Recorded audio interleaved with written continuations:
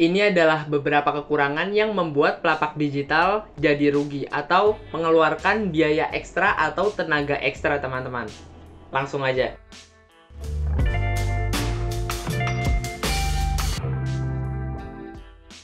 Oke sellers, di sini langsung aja kita bahas untuk kekurangan pelapak digital yang pertama. Nah, kita mulai dengan kekurangan yang sangat-sangat merugikan bagi pelapak digital, teman-teman. Untuk kekurangannya itu adalah produk digital bisa ditiru.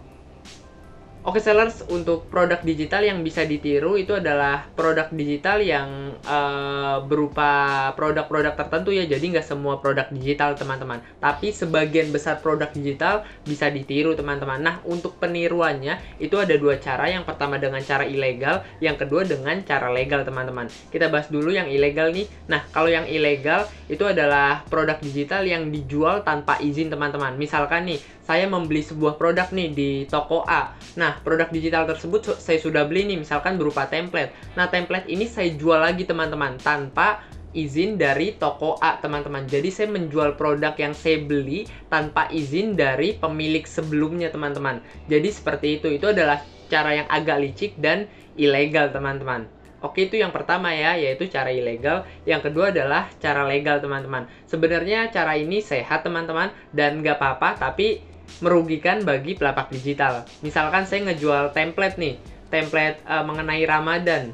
Nah, biasanya itu ketika kita ngebuat template, itu ada orang juga yang ngebuat template dengan jenis yang serupa, teman-teman, atau bentuk yang serupa. Dan template kita itu dijadikan contoh oleh orang lain untuk ngebuat templatenya sendiri. Jadi ditiru lah ya, tapi dengan cara dimodifikasi. Jadi itu termasuk peniruan produk digital juga, walaupun caranya legal, teman-teman. Dengan orang ini ngebuat templatenya sendiri dengan tiru produk digital kita sebagai referensinya, teman-teman. Sebenarnya itu boleh dan nggak apa-apa, teman-teman, tapi itu merugikan bagi pelapak digital. Jadi itu adalah dua kerugian ya. Yang pertama dengan cara ilegal dan yang kedua dengan cara legal, teman-teman.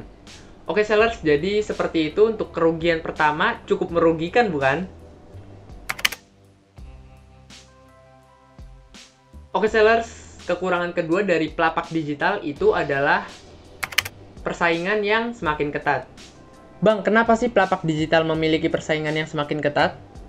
Oke sellers, jawabannya simple karena untuk menjadi pelapak digital itu mudah, teman-teman, dan gampang. Semakin gampang suatu bisnis untuk dimasuki, semakin banyak juga persaingannya, teman-teman. Dan itu berlaku bagi pelapak digital, teman-teman. Nah, itu yang pertama, yaitu kemudahan untuk memulai. Yang kedua adalah modalnya, teman-teman. Nah, pelapak digital ini memiliki modal yang sangat sedikit, teman-teman, atau bahkan tidak menggunakan modal, teman-teman.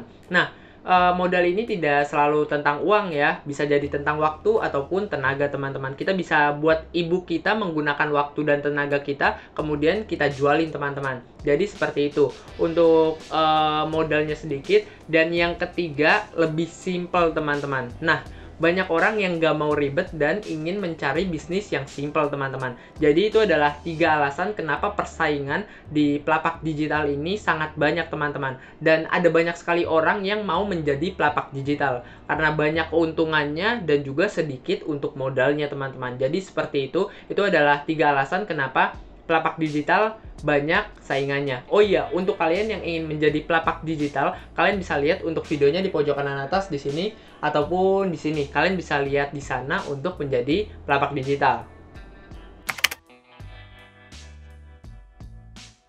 Oke sellers, untuk kekurangan ketiga dari pelapak digital itu adalah harus memiliki skill khusus.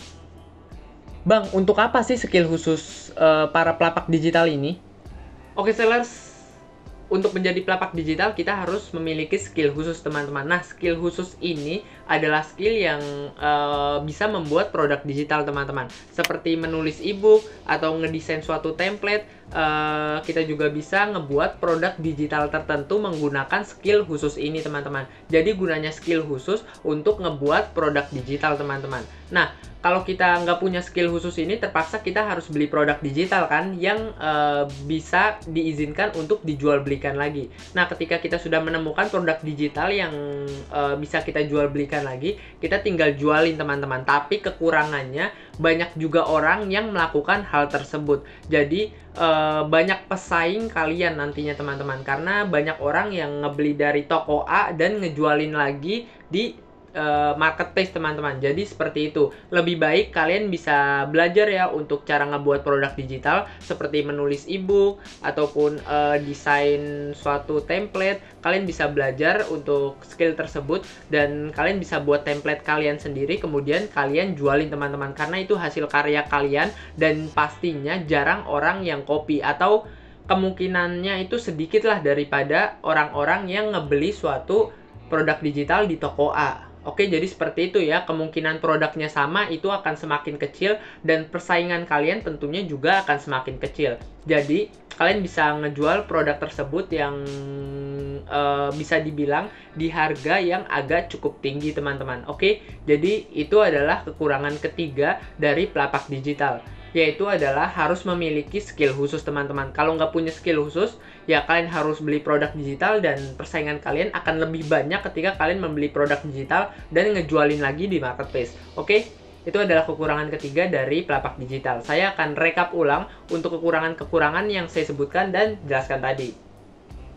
Oke sellers, kekurangan pertama itu adalah digital produk bisa ditiru. Nah, saya akan kasih tahu sedikit kepada kalian bahwa peniruan produk digital ini ada dua cara. Yang pertama itu dengan cara ilegal, yang kedua dengan cara yang legal.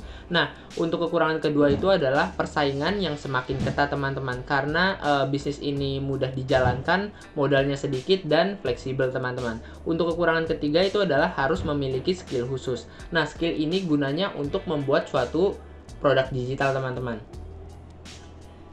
Oke sellers, itu adalah 3 kekurangan dari Pelapak Digital, teman-teman. Dan 3 kekurangan ini sangat merugikan bagi Pelapak Digital, khususnya saya pribadi, teman-teman. Tapi kalau kita bandingkan dengan keuntungan-keuntungan dari Pelapak Digital, ini tidak sebanding ya. Keuntungannya ini lebih menguntungkan lah untuk kita pribadi. Nah, kalau kalian ingin tahu mengenai keuntungan jadi Pelapak Digital, kalian bisa lihat di pojok kanan atas di sini ataupun di sini. Kalian bisa lihat di sana. Oke, sekian dari saya Ahmad Hidayat.